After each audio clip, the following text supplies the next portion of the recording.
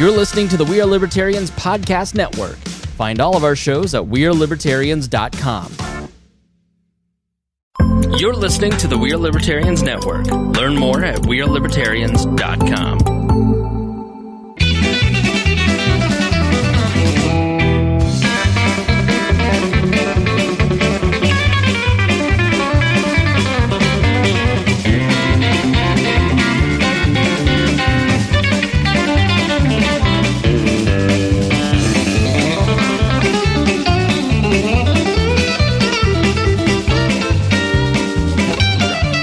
Ready to go. Welcome to the Boss Hog of Liberty podcast. This is episode number 174 of East Central Indiana's favorite podcast. I'm your host today, Jeremiah Morrell. On my left is co-host Zach Burcham. On my right, another co-host, Sean Rao. What are we talking about today, Mr. Zachary?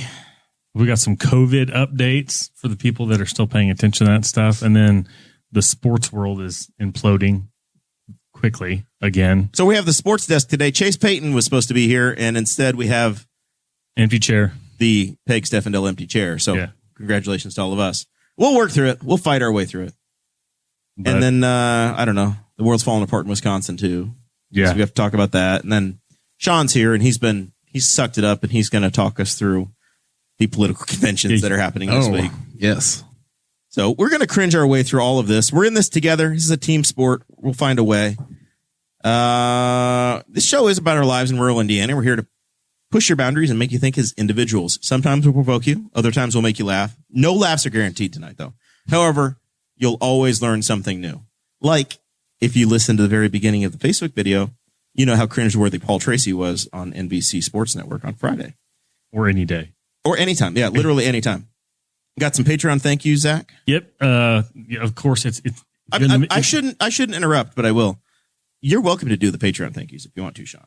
You can jump in at any time, but Zach has been pinch hitting, so I'll let you decide. We have some Patreon thank yous. Thank you, Craig DaCosta, Chris Lamb, Christy Avery, Jonathan Phillips, Anthony Meyer. Yes. And what do they do to achieve that thank you?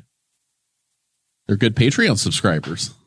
Faithful. They're contributing $50 or more every month. See now, yeah. Which is why it's so nice and comfortable. Prestigious. In here. It is a golden club. Yeah. A golden club. So we should all aspire. We also have to wish a very happy birthday to one of those patrons. Christy Avery, 26 years old today. She may have aged 1 year since the Patreon. I don't know. I didn't check the records. I assume that's pretty close, though. So happy birthday, Christy. Amazing. Got some stuff you can buy in the T-Chip stores, tchip.com/BHOL 1, 2, 3, or 4. Masks are out there now. Zach, did you get your mask? Not yet. Not yet. Me either. See, I didn't even know masks were available. I've got an assortment of masks already. This is exciting news. I'm really hoping to not have to buy any more masks. Are you telling me we were late to the mask party and we missed the window? It's too late. The governor looked at his shadow, and there's 30 more days of mask wearing. You need to order your mask. And there are mugs as well. If you go to tchip.com/BHOL mug, you can get your coffee cup. You can start your morning with a little Boss Hog. Put a little something in your cup. Or a Saturday morning, you can have coffee with a little Irish cream, Kentucky bourbon whiskey, whatever you're into. How do you take your coffee, Zach? Well, Zach's over there, but I don't drink any coffee. I don't drink coffee, actually. that was the joke. That was a fake out. Sean, how do you take your coffee? Cream and a little stevia. Stevia. And then you immediately have to run to the bathroom because what stevia did to you. No, it's just a delightful little treat in the morning. Wow, we are getting a full soundboard over there from mystery producer Sarah. Work on your game. I don't want to hear any Minecraft, Minesweeper, or whatever is going on over there. I don't want to hear any creepers go off, and I don't want to hear any clicks of mice because you're over there sweeping for mines. I don't know what's going on with the mystery producer, but he must be on a supplement because he finally got the ability to grow a beard since the last episode. It's like the Stig over there. Yeah. That's what we have. It's probably Mike Skinner. It's my guess is Mike Skinner is over there. All right. So COVID update. The governor made an announcement this week. Did anybody pay attention? It was an everyday press conference, 2:30, 3 o'clock in the afternoon for months. Governor Holcomb would come out and tell us what freedoms he was taking away. Did anybody watch this week? Polling a room. I did not. Sean did not. You were probably saving somebody from. I was probably working. Zach, did you see it? Are you aware of what he did? I was aware of what he did. I read it somewhere online with somebody probably complaining about it, and I was like, "Oh, I didn't even know that was almost up." Yeah, I was like, I just kind of assumed that this is our life now. It's a standing order. Yeah, this is until further notice. That's what I thought too. And that's kind of what I felt is that he's been doing these as 30 days at a time, and we are so far into this damn thing now that I'm just like, I've lost track. Yeah, 30 more days. Just the carrot keeps moving out. Yeah. Now it's just a formality of, oh yeah, we probably ought to extend that thing. Yeah. It just continues. Yeah. I have to complete a log for every week that I work from home. And I'm now on week 21. You're running out of tabs on your spreadsheet. And there were 2 weeks that we just didn't work. So I'm actually it's been 23 weeks since I was at my office for anything. So I'm like, this was supposed to be like 2 weeks. Leases are going to start expiring on commercial office space in downtown Indianapolis and all across the country. And they're just not going to happen anymore. People are not going to renew. I know a guy who comes in town for the 500. He lives in Virginia, and it's been rough for him. And he's a commercial cleaning guy. And it's because he's gotten into some side business or expand his business into like sanitizing. But people don't need their offices clean because nobody's in their offices to dirty them. So he's had his work kind of dry up. This is non-existent.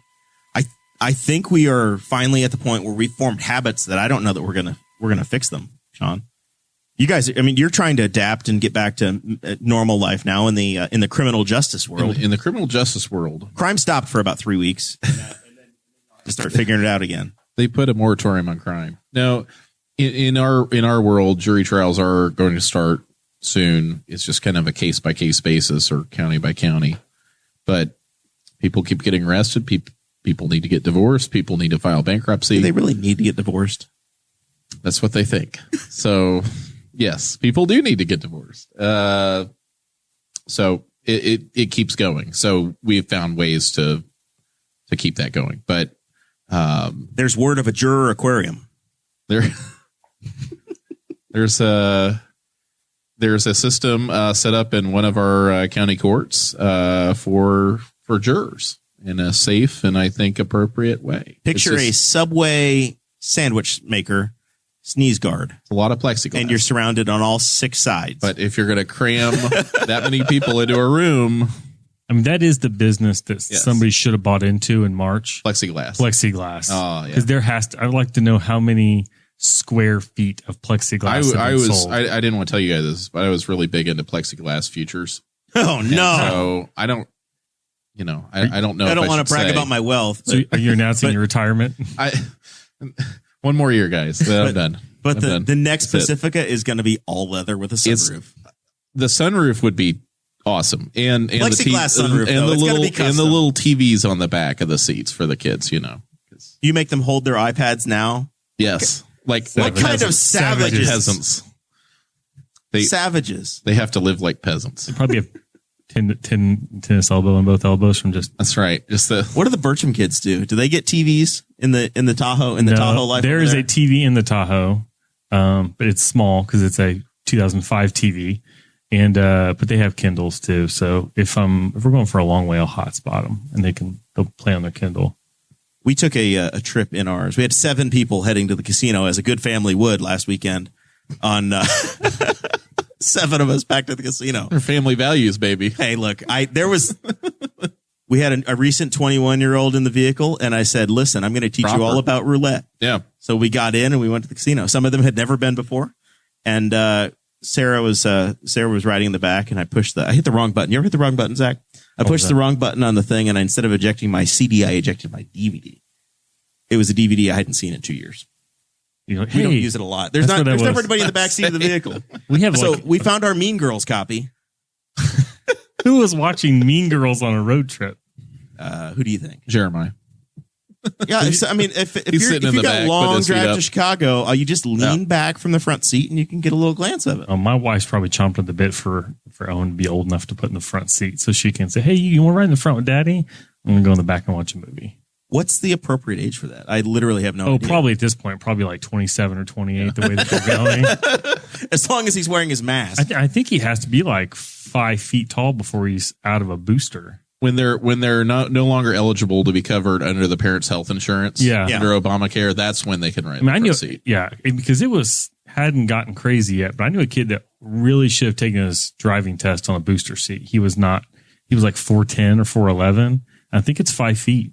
So I keep checking booster seat and pedal extensions. I mean, platform shoes. That's horrible. Boom. So if you are a patron, you get added to a super secret Facebook group that is only there for our Patreon members, and you get a copy of the show notes. You go to the show notes, and today there is a brobible.com article that I put in there specifically for Chase, who is now an empty chair. And it was an article that I thought he was going to love because it was all about his school, Notre Dame. And it says brobible.com. The Big Ten thought the SEC and the ACC were going to cancel and follow suit. And Notre Dame, Indiana's own Notre Dame University, said football is really important to us, so we're going to go change sides. We're going to be an ACC team.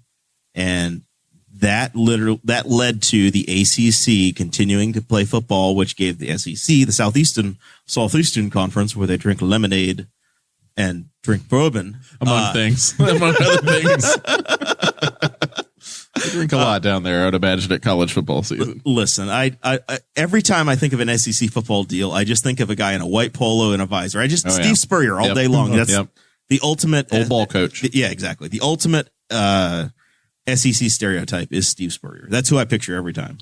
Well, see, Notre Dame made a real misstep here. Notre Dame screwed up? Because they're an independent. And you just wait for all the other teams to say, or all the other leagues say, we can't do this. Mission accomplished. We're the champions. Because our student athletes are student athletes, and they're not, professionals that we make money off of. And Notre Dame could have taken the field every single week and been coordinated national champions. They could have been it. By forfeit. So the Big Ten is still thinking that they might. There was a renegade plan a few days ago about maybe 5 or 6 Big Ten teams who were going to do a special thing themselves. And now the latest rumor from BuckeyesWire.usatoday.com. My favorite paper of record. A proud Gannett entity. I think they record their podcasts on a potato by speakerphone as well. They're saying that it might be great for the spring football season, which really would start December, January, February, March, would be all dome based. And if you look around, none of the Big Ten teams have domes, Zach. Is there a college football team with a dome? No. I was going to say. Well, yes, Syracuse, but they play in the ACC. Well, Minnesota did back in the days of the Metrodome, but they don't do that anymore. No, they have U.S. Whatever bank, not the U.S. Bank field that the Vikings play at now, but the field that the Vikings played at between the Hubert H. Humphrey Metrodome and the U.S. Bank Stadium. They borrowed that, whatever TC Ameritrade Bank by Waycross and Wachovia or whatever. I don't know what the name of it is. Somebody will look it up and put it in the chat for us. So they're going to downgrade their capacity and play some NFL stadiums? So I think they're going to slum it. And potentially, this article said that there are still dome stadiums, and the clickbait link photograph was of Lucas Oil. So potentially, you could see 2 football games a weekend at Lucas Oil, January, February, March. But how is this going to work if they're not in an actual bubble? Doubleheader. I mean, like in a bubble system, because I'm a hockey fan, as longtime listeners of the show would see me in a Blackhawks hat. How are your Washington Capitals doing? I'm a Washington Generals fan. Now, so the NHL went to this bubble system. They put the West Conference in Edmonton and the Eastern Conference in Toronto. And they started off with everybody testing negative. Thousands of tests all the time. Everybody's been negative. Because there's plenty of tests available. For the NHL or for a large company or a large corporation, because that's America. Or Canada. Well, so both. But you're going to have to give up this illusion that they're student athletes to do this. I still think that you're still going to have to go to a bubble system. You're still going to have to keep them sequestered from student life and have them go to classes and all those things in order for this to work. And that kind of gives up the illusion of college football, which is these kids are amateurs, as opposed to these kids are making a lot of money for my school. And that's, so college football wasn't willing to do that in the fall, to go to the bubble system. They were ready to admit that. Why would they do that? Why would they do that in the spring? Because it's desperate times. And desperate times, but they're going to have to give up that illusion that they're student athletes or amateurs. There is money on the line. Fox Sports needs content. Lots of money. I was getting that, and there's probably money that would be owed potentially back to a television network if you don't give them. And the Big Ten network needs programming. And then there's only so much Iowa Classic football I can watch. The money figure that exchanges hands. Dallas Clark is amazing though. For TV contracts is staggering. Yeah. I don't know what special project that don't be rude. That Stig producer is working on over there, but he has it hot. Nathan Criswell, the hero of the moment, TCF Bank Stadium in Minneapolis. There you go. So you can look forward to potentially January, February, March, Big Ten football in cities such as Minneapolis, Syracuse, which is not in Big Ten country, and it's not really the Midwest, but it's close enough. Detroit or Detroit, depending upon how French you are. St. Louis, which has been abandoned by the NFL, and Indianapolis. That's if the players don't unionize. I don't know if they're allowed to. I mean, Mitch Daniels, have you seen the Blade Mitch Daniels at work lately?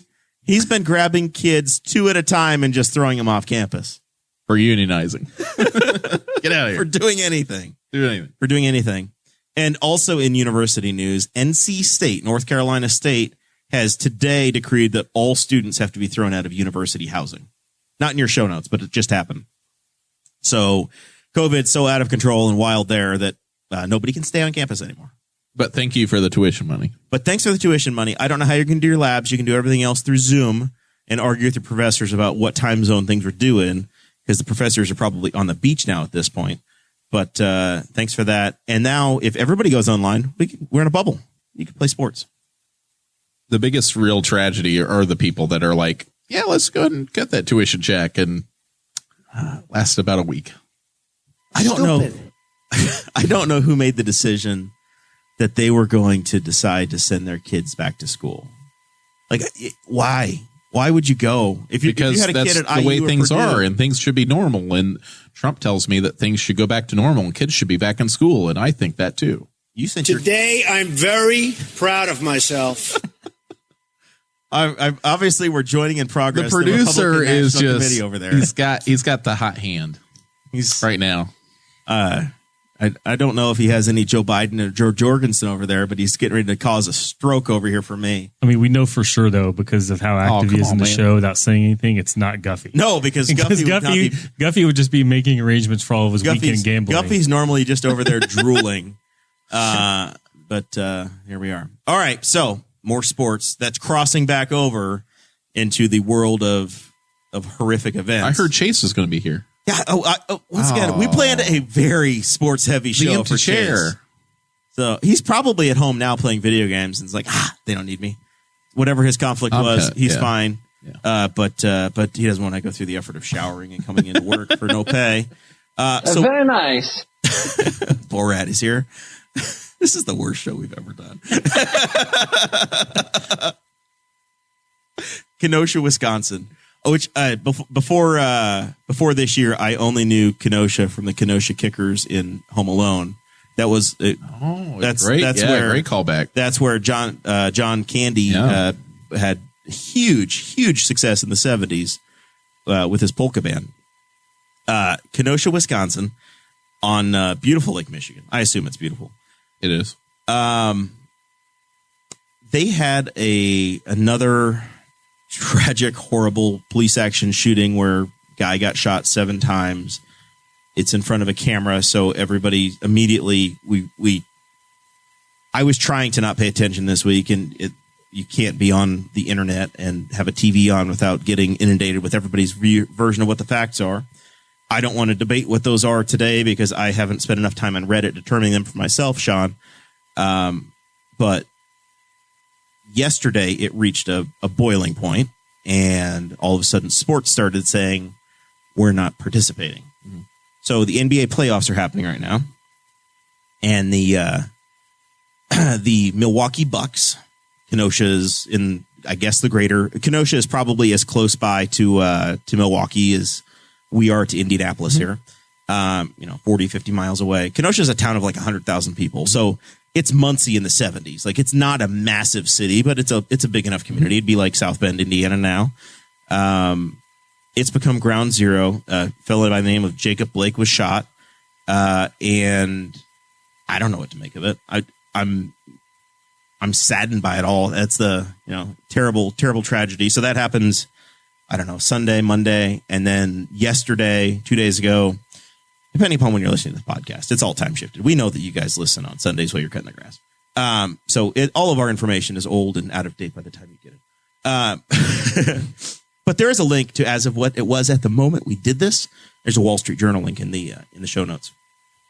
That led to a teenager by the name of Kyle Rittenhouse to leave his home in it was about 20 miles south of Kenosha in Illinois, which has become a massive talking point to everybody that's screaming on the internet.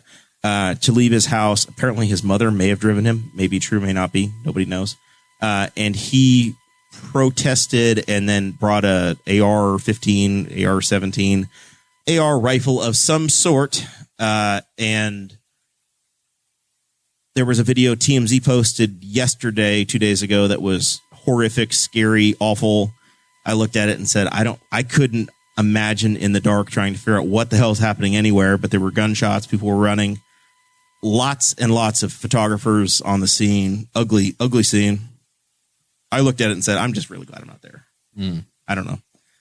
Did you see the video, Zach? Or are you aware? I saw bits of it. And there's still stuff coming out on the whole thing. So it's kind of hard to form an opinion on much of anything now, except getting shot 7 times. And it just, not a great situation overall. And then you find the kid's 17 and apparently he'd been hanging around all day or hanging around a chunk of the day and been hanging out with the cops, and is what I've heard one account. But then apparently somebody threw a Molotov cocktail at him, and that's when everything hit the fan.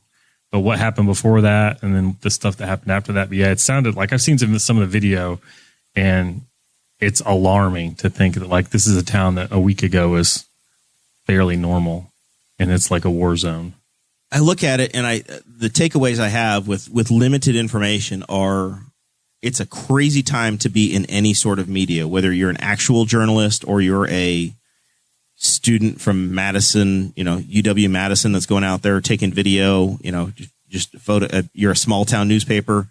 You've got telephoto zoom lenses that look like guns. I mean, from the one video that TMZ posted, I just looked at it and said, I don't know what the hell's happening, but there is no way in hell I want to be I don't want to be there. I would not want to be there covering it. I wouldn't want to be a reporter. I wouldn't want any part of it. And then you look at it and think, oh my God, if I was a police officer trying to investigate this and what happened, that job is terrible. But don't worry, because Reddit and the Basement Bros are fully researching it, and they're doxing everybody and everything that anybody has done. Well, my issue, all of the victims, all of the perpetrators, they are all being investigated. Rittenhouse does not do this in a vacuum. To show up, to drive across state lines, to bring his AR, to walk around some town he may have never been to, and these things don't happen in a vacuum. So what compels a 17-year-old to walk around the street? And I understand he could idolize police and things of that nature, but why aren't law enforcement telling these people, this is what we get paid to do? Go home. You are an amateur. Go home. This is not for you, 17-year-old. You want to call him a kid? He's going to be charged as an adult, I assume, based on the charges that were filed. And they just embolden these people, and the right-wing media emboldens these people. Tucker Carlson had a disgusting commentary about this on Fox News, and essentially where he's saying, well, what else is he supposed to do than go out there and shoot 2 people?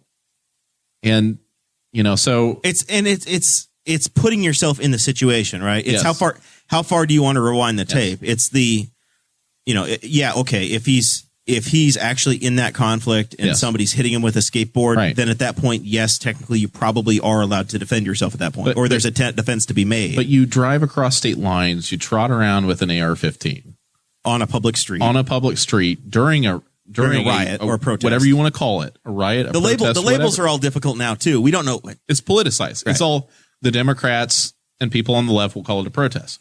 the reactionaries and the right wing will call it a riot. And so whatever you want to call it, this kid is not qualified to be walking around town that's not even his.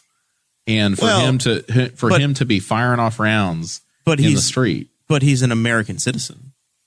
And there's a constitution. We're all Americans. He doesn't need your permission, Sean. He's free to roam about the country. He's born a free American. He can do whatever he wants. Law enforcement in this case, my understanding was provided him or he provided them water, or they gave him water. At some point, they thanked him for being there, and there was a water thanks, man, exchange. for being out here to support us, whatever. Like, if you're a law enforcement officer, you see a 17-year-old kid walking around your town with an AR-15, don't you think something has gone terribly wrong?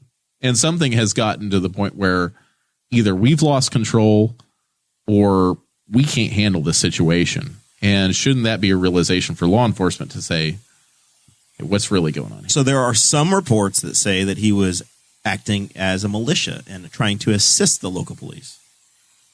Don't you love the Revolutionary War story, Sean? As soon as the redcoats start storming Kenosha, Wisconsin, that's when he needs to get out there with the rifle. I think we all try to think that we're living in a more powerful time. That's kind of what I've looked at. Is this the Revolutionary War? Is this the blood of tyrants having to be refreshed? No. And are these the blood of tyrants, or are these the blood of skateboarders? This is 1968 in a different way. Yeah, this is the growing pains of a generation grappling with racial injustice, grappling with political decay of a system that's no longer working for almost anybody. And so that's what Trump was in 2016, and that's what these protests and riots. The pendulum is going the opposite direction. It's going the opposite direction. Trump won because he was a reaction. He tapped into this, and the people of Wisconsin absolutely voted Republican for the first time since 1988. Absolutely, and he won a lot of states he probably would not otherwise have won if the Democrats had not run Hillary Clinton. And I'm firmly convinced of that. You're living in the past, but. But that's the pendulum swift, though, right? It's shifting the other way, where the left is going to have these actions, and so where does that leave us? It has that 1968 feel, and that's something that's kind of been a theme throughout the summer on this show, is that it does feel like we're living in 1968 again. Yeah, and then throw on the pandemic in 1918 over the top of it. It's bizarre. It's the most bizarre year. But my point is that was 1968. That was 50 years ago, right? Thereabouts. So why are we fighting? Why don't we have wise boomers to lead us through this? They lived it through the first one. Yeah, I was going to say the people that are in charge now largely were alive. Yes. At least on the national level. Yes. We're almost all alive through that. I'm pretty sure Bernie was the one throwing stuff. Bernie was the one getting hauled away by Kamala Harris. Officer Joe Biden, police officer Kamala Harris. Crazy old cracker. Whoa. Whoa. Easy, Hank. Whoa, easy. I'm uncomfortable. But why is it we're grappling with these same issues 50 years later? Why aren't we? That's the question I have. Why aren't we better off than we were 50 years later on these issues? We're in a pandemic and we're all just pissed off. So anytime anything happens, we're going to throw shit. That's what's happening now. I think we're just mad. And we're not willing to rise up and yell at our governor who says 30 more days of face masks because he read a report. But I mean, is the face mask the thing, or is it just other? People watching people that look like them get shot in the back 7 times? They're like, I can't keep watching this. Yeah. No, I think there's. I don't know that we have the attention span to actually deal with it, Sean. And that's the concern I have, is that today, and that transitions back into what brought us here. The NFL and the NBA and other pro sports are being. I'm getting messaged on things that don't matter. Stop DMing me, people. I'm a celebrity trying to do a show. Stop telling me what you want. That's a joke. The Indianapolis Colts, the New York Jets, the Green Bay Packers, and the Washington football team, formerly known as the Redskins, canceled practice and scrimmages today to reflect and to think and to basically push pause. The NBA, because the Bucks said they're not playing last night, the NBA canceled all of their playoff games and said they're not hosting any of them. The NBA teams met last night and voted yada, yada, yada. And I think the NBA season is still in flux. I think that they don't know what they're doing. But the two Los Angeles teams said they don't want to play anymore. They want to be done. Correct. Apparently, they made that statement and kind of left because weren't they were the first two teams to leave whatever meeting they had, and then they walked out essentially. Yeah. Crazy times. This is a labor strike, though, as opposed to a boycott or whatever else you want to call it. And I understand that in the CBA they can't strike, but they're doing it anyway, which I think is remarkable. It's going to be interesting to see how this plays out. But at the end of the day, these players know that they have the leverage, especially this year with these conditions. All of the heroics that everybody's gone through to try to get to this point, to even have. Well, they're saying that even we have the power to take that away for a greater purpose, which I think is it's noble, right? Very unique. It's noble, and maybe this is the moment to strike. But after you say we're stopping until you do what I want, the next part is what outcome do you want? What do you want to have changed? Do you want somebody arrested? Do you want to have a policy changed? What are you trying to achieve? Because you can't just stop working forever, right? What are we doing? Maybe we do stop working forever. They can stop working for the rest of the season and then see where it goes from there. Because really what this is just to stop the people that go home at night, work a 9 to 5, turn on the NBA game, fall asleep at 11 o'clock, whatever. It's to get those people's attention. It's not to get the attention of people that generally follow politics or whatever else. It's really to demonstrate. They want to bother my father-in-law who just wants to get off his job at 3 o'clock, crack a beer, and bet on an NBA game. They want to make the average person that's not thinking about these issues say, oh man, this is weird. Why is this happening? Well, apparently the Milwaukee Bucks were, I think before they left the arena, were on like a video call with the lieutenant governor of Wisconsin, and they were trying to come up with things to actually do. I guess Jordan's kind of come out, Michael Jordan, because he's the only majority stakeholder in the team. And so he's told the owners, as an owner, he's like, you guys need to listen before you tell these guys what to do. And some of the owners seem to be more receptive. This also came only a couple of days off of the 4-year anniversary of Kaepernick's official kind of statement as to what his issues were, and the commissioner of the NFL saying, I probably should have listened to him then, and we would have made a little progress in this point. So that came ahead of all this, just in the couple of days ahead of it, and then things really kind of blew up. So this is where we get into prediction time, and we'll start with Zach. Does anything come out of this, or do a bunch of people just cancel their sports subscriptions and say, I'm not paying for Disney Plus anymore and ESPN, and I'm just sitting it out and pissed off and no red zone and the hell with it? I'm not sure if anything that we'll be able to see initially will be tangible will come out of it. I do think you're going to see some kind of push for money, or for players to tell the league, you need to take some of your influence and use it in this way. And I know that Jordan and Nike had already had said that they were going to donate a pretty good chunk of money over a span of time over the summer.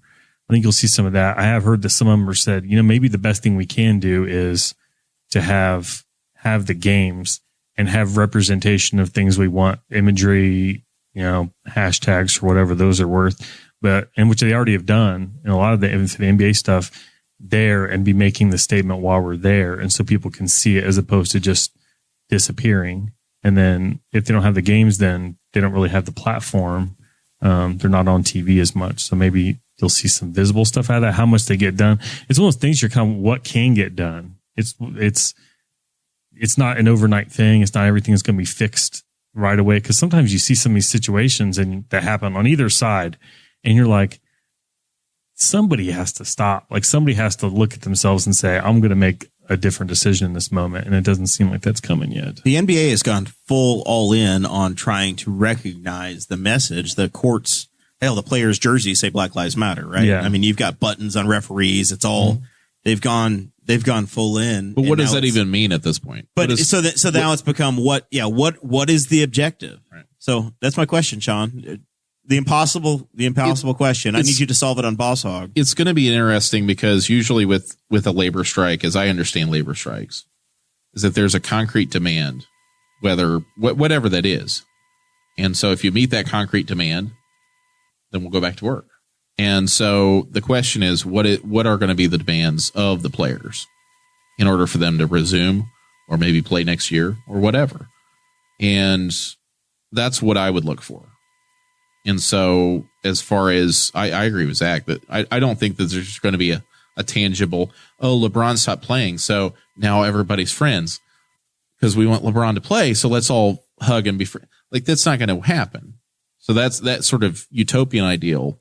That's not going to happen. But it's just this long slog that we're in. We don't have time for a long slog. Some people bet on the Lakers to win the championship, and that's got to happen. And Chase isn't here, and there's the empty chair. But no, people's kneecaps are going to get crushed if the Lakers don't follow through. What I would look for are what are the concrete demands of the players, and how are those met? And is it going to be something more broad, like defund the police, and whatever that means to them, or is it going to be something more like, well, we need more messaging or whatever? Which I don't think the players, honestly, were really all that crazy about as far as, oh, let's put Black Lives Matter. And one of the things that just drives me insane about my sport, hockey, is they just have, they didn't do really anything. They just have a big black screen with white letters that just says end racism. And I'm like, who is this for? Who is there a racist guy that's out there that sees that? It's like, oh man, I got to change my ways. I mean, in Winnipeg, I don't think they understand. Well, I don't know if that connects to NHL world, but it's to the whole, so this sort of message about end racism, and I'm going to put it in a black background with white letters, and it's just that's nothing concrete. And I don't think that the players really push for that, especially in the NBA. I don't think the players push for that as much as real concrete change. So I guess wait for the players to come out and speak, see what they're going to say, see what their demands are. If they're just saying they're done this year, they're done this year. Like, it's just, they have all the leverage, though. This is the most interesting thing is that. No, replacement players. There's a bunch of college players doing nothing, Sean. The Lakers have to play on. Hey, I love guys from Nate IU. McMillan didn't just get fired and swept out of the playoffs yesterday. I love guys from IU that aren't playing in the pros. I love Christian Watford, Jordan Hulse, and all these guys that I loved in college, but that ain't going to happen. So the question is, what's the next step? Well, let's wait to hear from the players what the next step is. Because I think they hold all the cards, really. This could be their opportunity to come up with some actual concrete things. Yeah. Because it's been so vague. And part of the problem is getting people to understand and want to understand. Some people don't. That they're like, well, there's not actually systematic. They don't understand what systematic racism is, or they did not, because they don't understand. They don't see it. Like, I'm not going to see it in the existence that I live. Not when you're only allowed to go to Kroger, in the post office, in your bank, and back home. Yeah. And a podcast once a week. If you're lucky. And so it's not something I'm going to experience. So if they can say, this are the things we want to see in the short term with these long-term goals, and come up with ways of, like, examples of this is what's actually happening. And like one of the starkest example for me out of the whole Kenosha thing was that this guy, there was a scuffle. He gets shot 7 times. This kid comes up, open carries, shoots people, walks by police on his way out. Yeah. People are yelling, he's a shooter. He walks by the tank. And they're like, get out of here. Well, he's even put his hands up in the video hands up. Where he's like, I'm surrendering, giving that sort of universal sign of, whatever. And they just keep rolling by. Like, and no, they're kid, giant. I don't need any more water. They're $1 million tanks that they're saving for, I don't know what, the invasion of whoever. And he's standing. He's got it. That is remarkable. I mean, that's a dichotomy. When I watched the video, I thought I lost track of the right guy because obviously I lost him. Obviously, that's not him. Yeah, that's literally what I thought. The police obviously would take him into custody, just like the police took every white mass shooter into custody. The guy in South Carolina, the guy out in Colorado that shot up the movie theater. This is where I looked at it and said, I am really glad I'm not on the ground there because I can't tell what's happening from the video, let alone what's happening on the ground. It's chaos, right? It's chaotic, but that's That's purportedly why we have law enforcement on the ground, is to put order from the chaos. And even then, you've got a guy that just killed 2 people, whether justified or not, walking away. And people are saying he's the guy, and he's got his hands up, obviously surrendering, and they just drive past him. Like, so bizarre. In what world is that good police work? Like, in what world is that competent anything? If nothing else, if you knew shots were fired, I would think that you see a guy who's open carrying. You're like, we just need to hold on. We need to hold on to him for just a second. In their defense, it's Kenosha, and they've had a hell of a week. Yeah. I don't think they're ready. I don't know. But I mean, that's why we pay them. That's why they have this universal respect from all respectable people, is because this is their job. Yeah. And so but they were running the DUI checkpoint last Wednesday.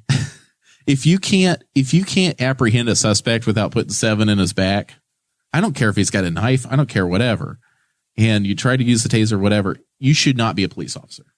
Like that was not in any way a way to bring in a suspect or whoever, if he had warrants. I don't care. So the media narrative really whitewashes, to lack of a better term, Rittenhouse with, he was out there earlier cleaning up graffiti. And I was like, holy shit, did he walk old ladies across the street too? Like what? In what world are you talking about all the good features about this guy that killed 2 people and he might have been a murderer? I don't know. Versus the guy that gets shot 7 times. They're like, by the way, he had a knife in the car. If you're looking at it critically, as Sean, if Rittenhouse calls you up and says, hey, Sean, I need to employ you. Yeah. What are you looking at for him as a defensive strategy? If I was representing Rittenhouse, he's not making a statement to police. He's asserting his Fifth Amendment.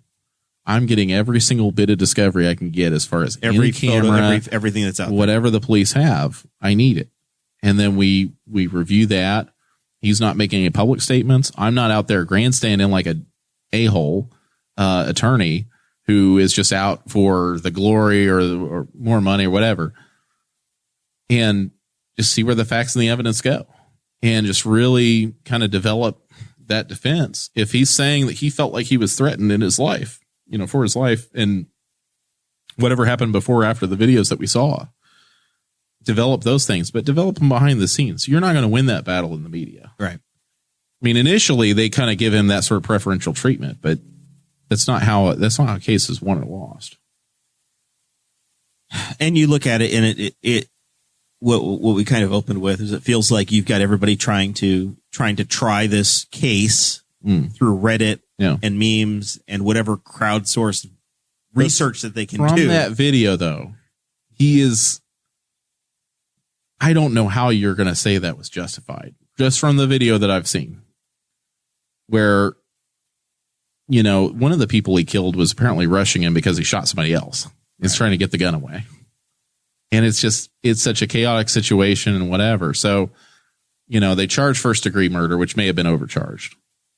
And then maybe they'll get something like a reckless homicide or something along those lines down the road. But either way, I mean, it's a tragedy all around, but these people are emboldened by a reactionary media that's telling them, you got to take your country back.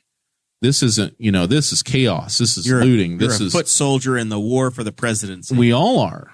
And so, if you really take those narratives seriously as a young man would, and you see all this chaos and everything happening, and you hear the president and you hear all these other people saying, these patriots got to stand up for liberty, and these just these things are not falling on deaf ears now.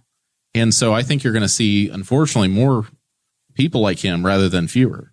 And there's either leadership option is not going to solve this. You got Biden and you've got Trump. Neither of these people are going to solve this. I wish there was another alternate. And yet, maybe there is.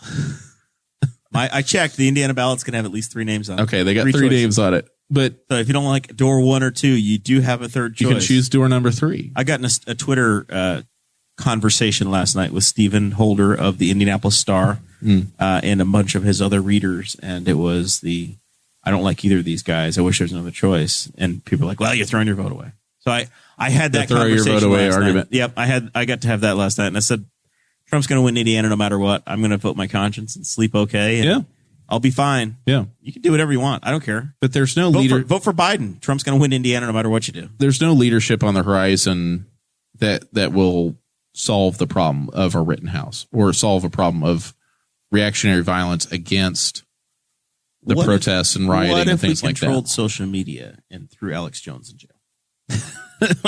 They already put him in Twitter jail. I don't know how much worse they can do him. I saw that there was a fund to help Rittenhouse. I'm going to sneeze. It's not COVID related. Shut it down. Yeah, they shut down the Rittenhouse, which is interesting that they did that. And that the other one was the one for Blake was north of $1 million in like a day.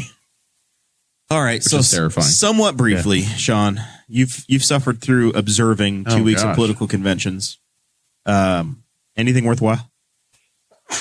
Anything worthwhile? There's that non-COVID related sneeze I was promising. My reaction is that the Democrats did not tell any voter who is open-minded whatsoever anything about what they're going to do.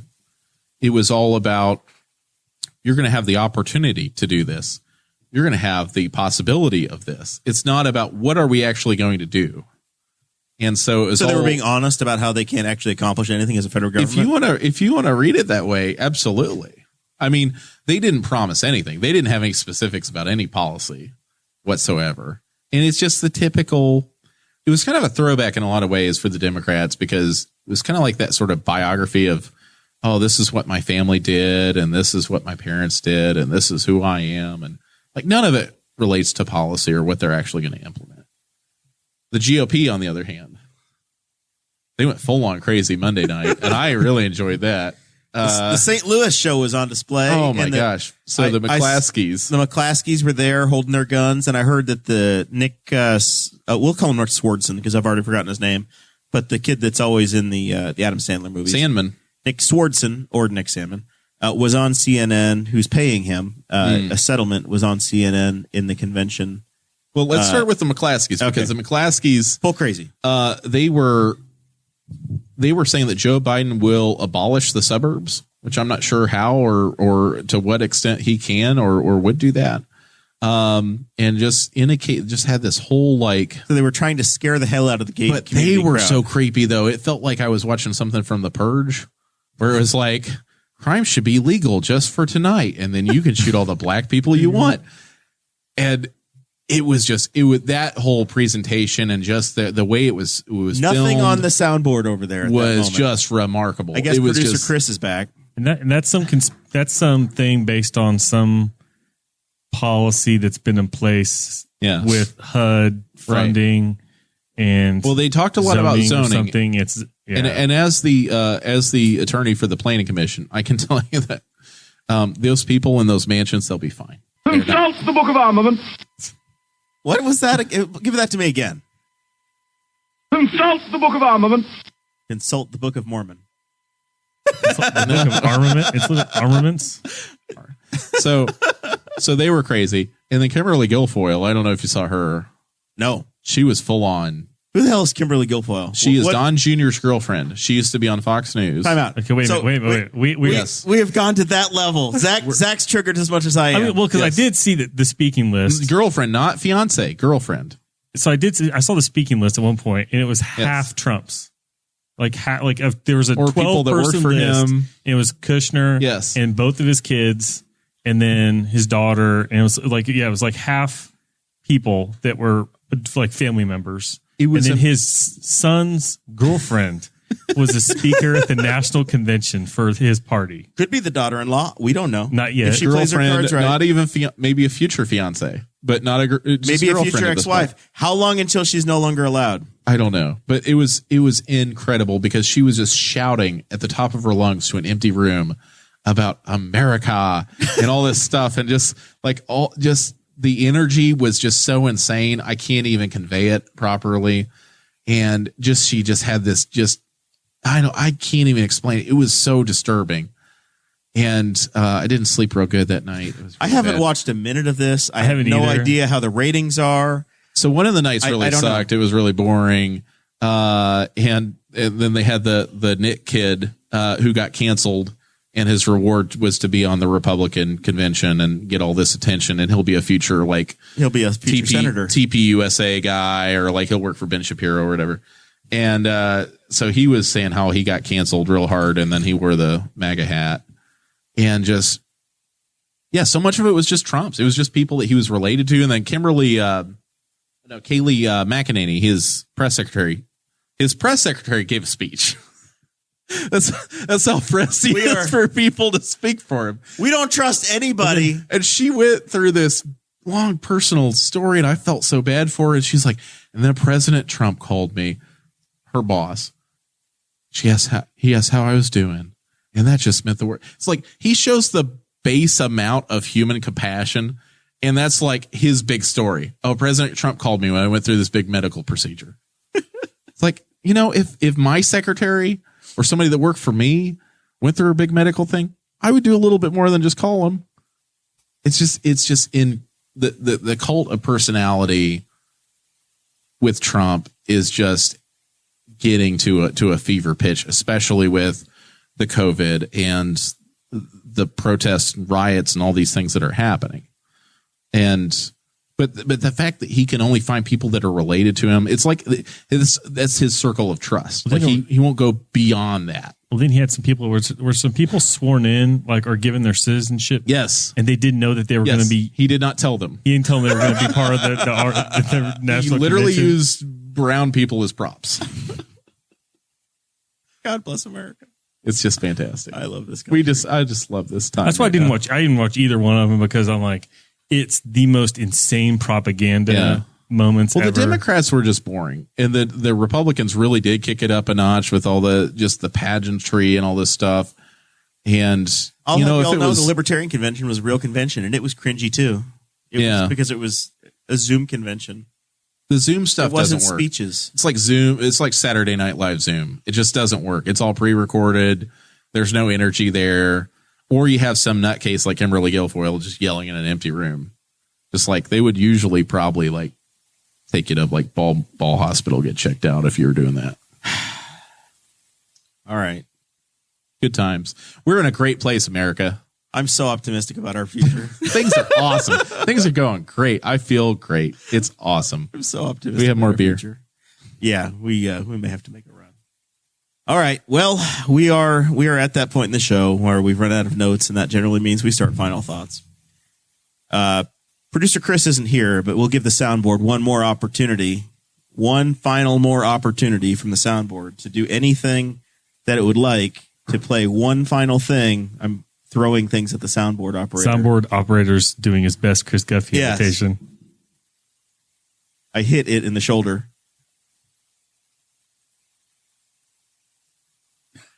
I'm not dead. So forget you're dead. Yeah, we are in full pandemic mode over there with the. Are you just on English humor over there? What are we doing? Yeah, are we on a Monty Python kick or something? This is all Monty Python now. Have you found the witch? I'm waiting on Bert and Ernie next over there. I see some Star Wars. I see Michael Scott. I heard there was a Michael Scott quality presentation over at the courthouse. I think some quotes out of Ricky Bobby that would have been great for the RNC convention. Donkey. Donkey. That was Mike Myers. Donkey. All right. Onions have layers. Ogres have layers. Onions have layers. You get it. We both have layers. Worst episode we've ever done. Sean, thanks for being a part of it. Do you have anything? We get in trouble, Galleon and Row. You call 5-2 something, and you 765-529-3787 for all your legal needs. We'll be here for you.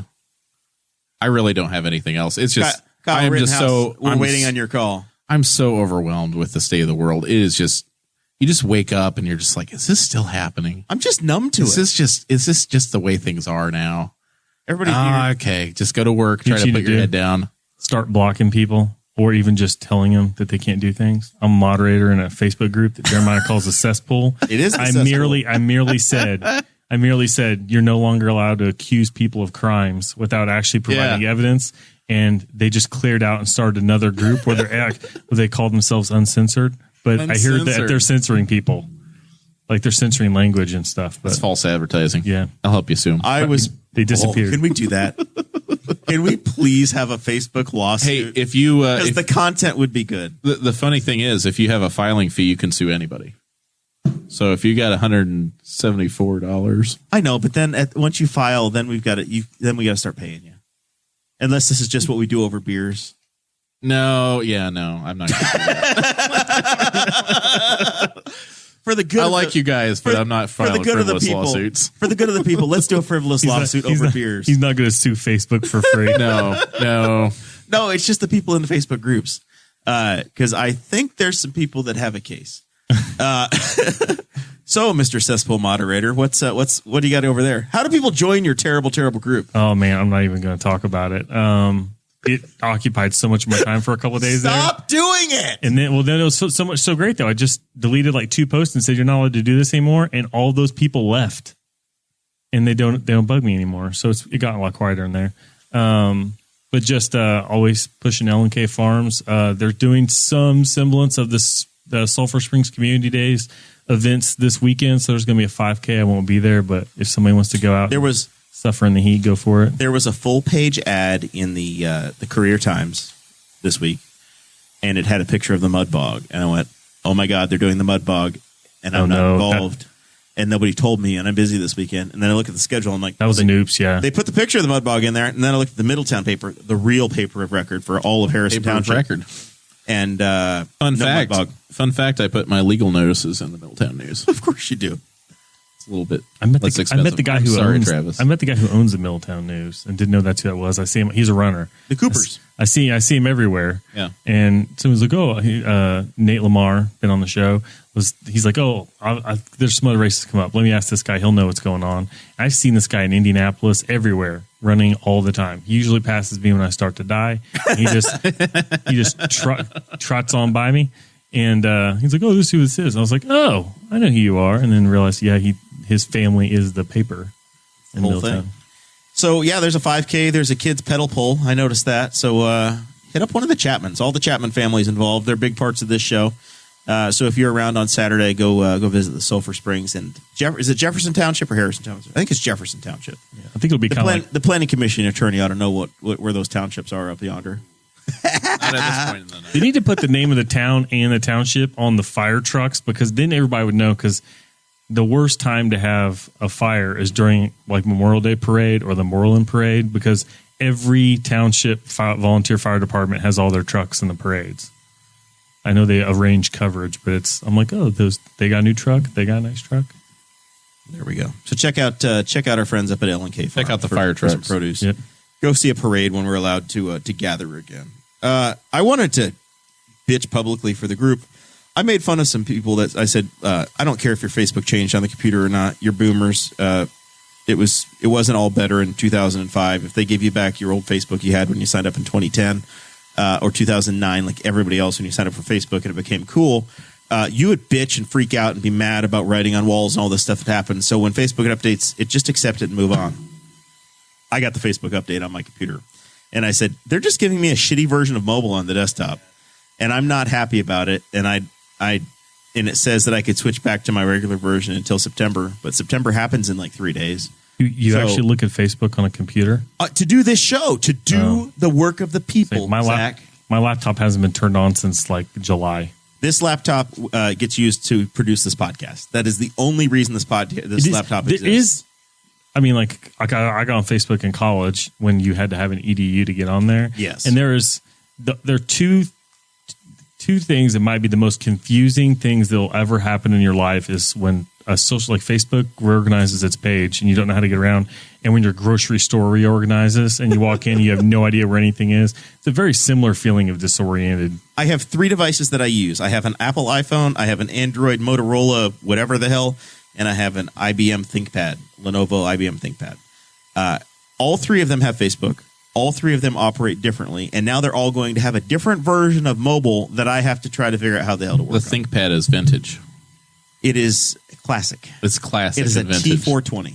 I have all of $125 wrapped up in this thing. I just want people to learn on Facebook that if you see a question or a thing and you want to know what happens with that post, you tap the 3 little dots and you can turn on notifications. No, you don't have to type in following. I'm following. following it. Or the period. Yeah, this period. I'm just like... Just a dot. I was in a final Facebook thing today. I was in a Facebook group for a camping thing, and the people were saying, how many nights have you spent in your camper?